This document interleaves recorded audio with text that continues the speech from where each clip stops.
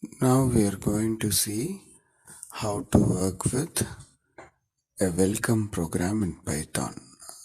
So now I have opened Python IDLE by clicking the shortcut, and I have opened a new file by clicking File, New Menu.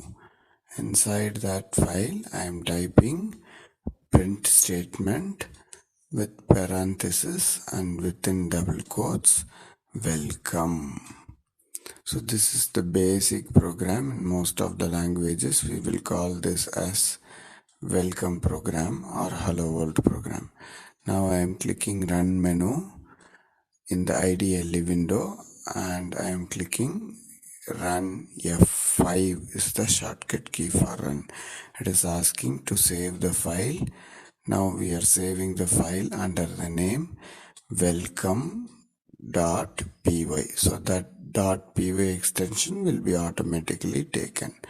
I have clicked save button. Now it is displaying the output. So one screen is the Python programming window, another one is the IDLE shell which is showing the output. Thank you.